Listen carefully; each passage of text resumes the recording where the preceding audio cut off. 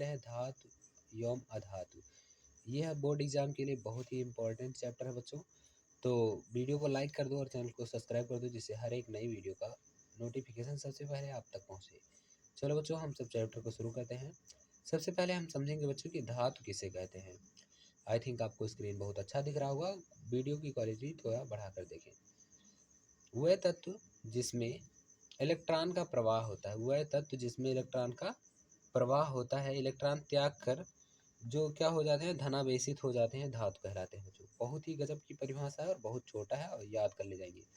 First A group के जितने तत्व हैं पीरियोडिक टेबल में, हाली ना कर रब से फरियाद, मतलब hydrogen, lithium, sodium, potassium, rhodium, caesium, francium, ये सब क्षार धातु कहलाते हैं। हमें लगता है ये क्लियर होगा। सेकेंड ए ग्रुप के सभी क्षारीय मृदा धातु कहलाते हैं। बेटा मांगे कार स्कूटर बाप राजी। ओके, इतना क्लियर हो गया होगा। धातुओं के गुण पढ़ लेते हैं। सबसे पहले भौतिक गुण पढ़ेंगे बच्चों। कौन सा? भौतिक गुण। मुक्त इलेक्ट्रॉन के कारण धातुओं की सतह चमकदार होती है बच्चों। इसके बाद हम सब देखेंगे कमरे के ताप पर ठोस अवस्था में यह रहती है। अपवाद Hg है, वो द्रव धातु के नाम से फेमस है, तो उसको भी जानते रहेंगे बच्चों। फिर हम पढ़ेंगे आघात वर्धनीयता क्या है। आघात वर्धनीयता कहने का मतलब किसी भी धातु को पीट कर चादर के रूप में परिवर्तित करना ही आघात वर्धनीयता कहलाता है। ठीक है बच्चों। अब हम सब पढ़ेंगे तन्यता क्या है। ठीक है।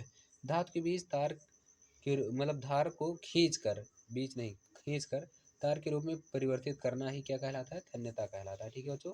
धातु में ऊष्मा का प्रवाह होता है, मतलब ऊष्मा के सुचालक होते हैं और धारा के भी सुचालक होते हैं। ठीक है बच्चों।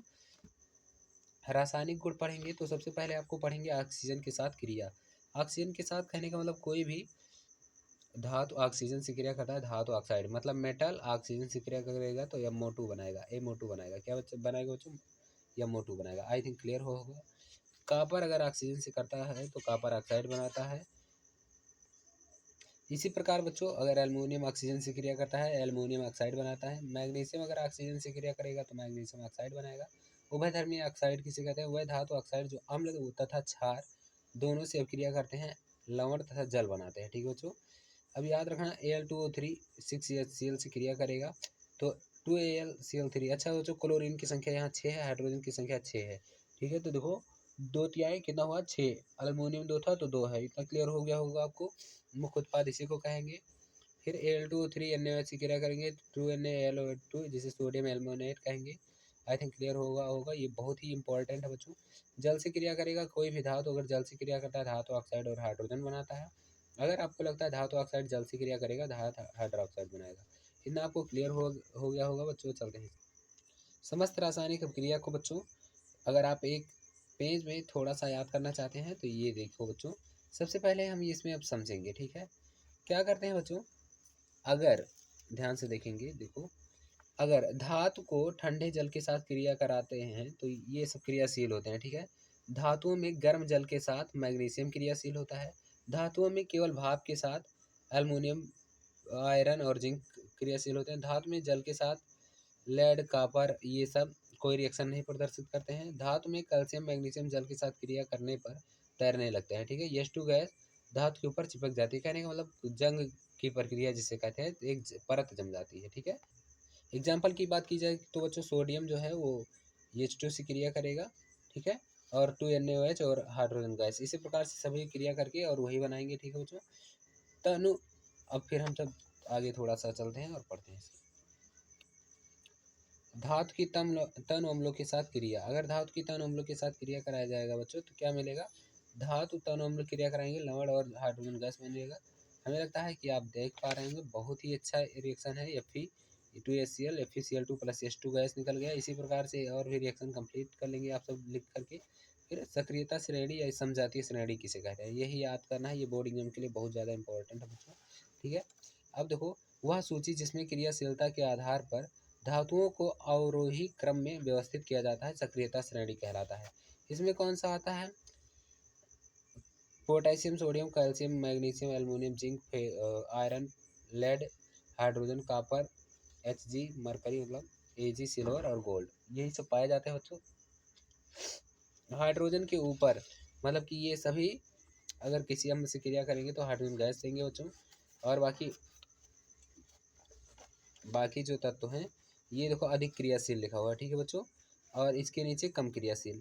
तो इधर वाले तत्व कम क्रियाशील है, इधर वाले अधिक क्रियाशील है। आगे चलो चलो अगली क्वालिटी पढ़ते हैं। धातुओं के साथ अगर क्रिया कराया जाता है बच्चों, तत्व की क्रियाशीलता संयोजकता कोष को पूर्ण करने की प्रकृति के रूप में समझी जा सकती है। इलेक्ट्रॉन को त्याग कर धनायन बनाना धातुओं का एक गुण होता है। अधातु क्या होते हैं? इलेक्ट्रॉन को ग्रहण करके ऋणायन बनाते हैं। उसके बाद बच्चों हम सब NaCl का निर्माण पढ़ेंगे। इसमें आयन एक दूसरे को कैसे क्या करते हैं। देखो आपको पता है सोडियम का परमाणु क्रमांक 11 होता है। 2 8 1 के एलिमेंट के द्वारा इलेक्ट्रॉन विन्यास करेंगे, यही एक इलेक्ट्रॉन क्लोरीन में चला जाएगा तो यहाँ पर 2 8 8 बचेगा। यहाँ एक वाला उसमें चला गया तो 2 8 8 हो गया। ठीक है, इतना क्लियर हो गया। प्लस और माइनस आवेश आ जाएगा। अब हम सब समझेंगे आयनिक यौगिक किसे कहते हैं। विपरीत आयन एक दूसरे को आकर्षित करते हैं तथा मजबूत स्थिर विद्युत बल से बदकर आयनिक यौगिक बनते हैं। इतना क्लियर हो गया होगा आपको। आयनिक यौगिक की भौतिक गुण ठोस, कुछ कठोर तथा भंगुर होते हैं। गलनांक व क्वथनांक बहुत अधिक होते हैं। वैद्युत चालन गलित अवस्था में वैद्युत चालन करते हैं। खनिज किसे कहते हैं? पृथ्वी में प्रकृत रूप से उपस्थित तत्व एवं यौगिकों को खनिज कहते हैं बच्चों। इसके बाद अयस्क समझेंगे। वह खनिज जिनमें धातु अधिक मात्रा में पाई जाती है और उसे निकलना। अब देखो बच्चों थोड़ा सा इसको ऊपर कर देते हैं जिससे आपको बढ़िया दिखाई दे। वह खनिज जिनमें धातु अधिक मात्रा में पाई जाती है और उससे निकलना लाभकारी होता है, अयस्क कहलाता है। ठीक है बच्चों। सक्रियता श्रेणी एवं संबंधित धातु क्रम। उसके बाद देखो बच्चों, जो पोटेशियम है सक्रियता श्रेणी में, समझाती श्रेणी में सोडियम से ज़्यादा क्रियाशील है, कैल्शियम से ज़्यादा, मैग्नीशियम से ज़्यादा, एल्यूमिनियम सबसे अधिक क्रियाशील है ये लोग। ठीक है। उसके बाद जिंक जो है वो माध्य क्रियाशील है, जिसमें सल्फाइड अयस्क बन सकते हैं, कार्बोनेट वाले हैं, ऑक्साइड वाले हैं ऐसे।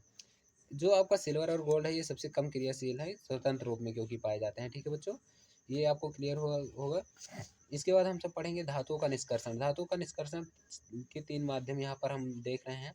अयस्कों का समृद्धिकरण मतलब अयस्कों को बढ़ा लेना, धातुओं का निष्कर्षण मतलब धातु को निकाल लेना, और धातुओं का परिष्करण मतलब उनको शुद्ध करने की प्रक्रिया। ठीक है, इतना क्लियर हुआ। आप सभी बच्चे देख रहे होंगे कि जो हमारा अयस्क होता है वो अयस्कों का अगर सांद्रण उसमें पढ़ेंगे तो ये 3 प्रकार के उच्च अपक्रियाशील धातुएं, माध्यम और निम्न। तो उच्च वाले जो होते हैं गलित अवस्था में ये विद्युत अपघटन करते हैं, और जो माध्यम वाले होते हैं वो सल्फाइड अयस्क के द्वारा विद्युत अपघटन करते हैं, और ये सल्फाइड अयस्क के द्वारा। इतना क्लियर हुआ। और ये तुरंत धातु बना लेते हैं जो उच्च वाले होते हैं। बाकी क्या होता है, ये जो सीमित कार्बोनेट अयस्क में सीमित वायु डाला जाता है और जो प्रक्रिया होती है धातु ऑक्साइड के बनने में उसे निस्तापन कहते हैं। और अगर वही चीज़ कोई भी जिंक सल्फाइड रखे जाएं सिनोआर की उपस्थिति में ऑक्सीजन में तो भर्जन इसे कहलाते हैं। अब बच्चों इतना क्लियर हो गया होगा। और ये सब मिलकर धातु ऑक्साइड बनाते हैं। इसी प्रकार भर्जन इसमें भी होता है, धातु ये भी बनते हैं, और परिष्करण मतलब प्रतिस्थापित हो जाते हैं। इतना आपको क्लियर हुआ होगा बच्चों। हमें लगता है वीडियो आपको अच्छी लग रही होगी। तो आप गैंग किसे कहते हैं? पृथ्वी की खनिज अयस्कों में रेत, मिट्टी आदि कई अशुद्धियाँ पाई जाती हैं जिन्हें गैंग कहते हैं। इन्हें आपको क्लियर हुआ होगा। भर्जन किसे कहते हैं बच्चों? सल्फाइड अयस्क को वायु की उपस्थिति में अधिक ताप पर गर्म करने पर यह ऑक्साइड के रूप में बदल जाता है, इस प्रक्रिया को भर्जन कहते हैं। ये देखो बच्चों ZnO plus SO2 H2S plus यही। ठीक है। अब निस्तापन समझेंगे बच्चों। निस्तापन कार्बोनेट अयस्क को सीमित वायु में अधिक ताप पर गर्म करने के से यह ऑक्साइड में बदल जाता है, इस प्रक्रिया को निस्तापन कहते हैं। ठीक है।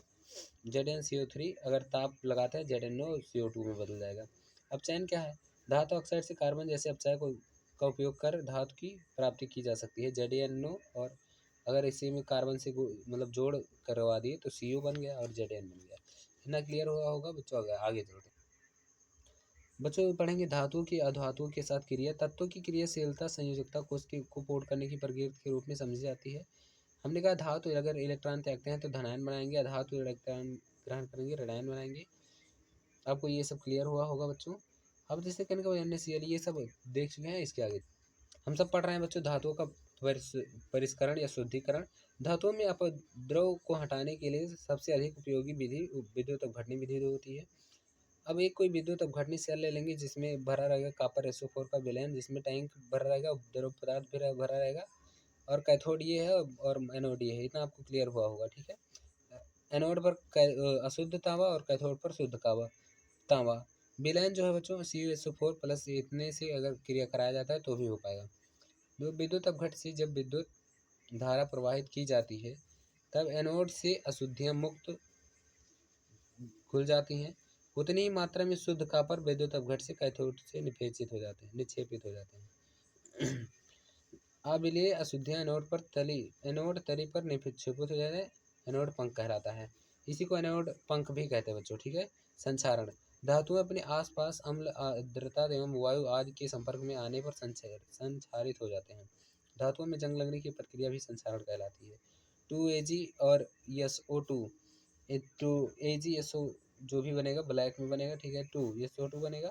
ये जो SO2 का क्रिया कराएंगे तो ये सिल्वर ऑक्साइड बनेगा, काली PPT, CaCO3 हरे रंग की कॉपर कार्बोनेट बनेगा, F2Fe3O3 और H2O ये भूरे रंग का बनेगा, लेकिन ये हमेशा ध्यान रखना जंग है, यही मिट्टी में जो लगता है, ठीक है। थोड़ा सा आगे चले आते हैं, ठीक है बच्चों। इतना हमें लगता है आप स्क्रीनशॉट ले चुके होंगे। अब हम सब पढ़ेंगे मिश्र धातु किसे कहते हैं, ठीक है बच्चों। दो या दो से अधिक धातु या धातु के समांगी मिश्रण से बने मिश्रण को क्या कहते हैं, मिश्र धातु कहते हैं, ठीक है। इतना आपको क्लियर हुआ होगा। अब जैसे सोल्डर को लेड टीन भी बोलते हैं, ठीक है। अमलगम किसे बोलते हैं, लोहा निकल के, ठीक है। मरकरी किसे कहते हैं, पीतल को या Hg को, और अन्य अभी आपको पढ़ाना है हमें, ठीक है। इतना so thank you so much बच्चों, इतना प्यार और सपोर्ट देने के लिए। बाकी अगर वीडियो अच्छा लगे तो आप स्क्रीनशॉट ले करके और वीडियो को लाइक कर दें, सब्सक्राइब कर दें, और फिर जैसे ही आए आप शॉर्ट वीडियो पे अपना नाम लिखकर भेज दें। मैं आपका बहुत बहुत आभार व्यक्त करता हूं, और हम सबके जो सब्सक्राइबर हैं वो 600 पहुंच चुके हैं। इसके लिए आप सभी को दिल की गहराई से बहुत बहुत धन्यवाद बच्चों। जल्दी से जल्दी फीस जमा कर दो जिससे हर समस्या का समाधान हो सके, ठीक है। बाकी मिलेंगे अगली वीडियो में, तब तक अपना ख्याल रखिएगा। Bye bye.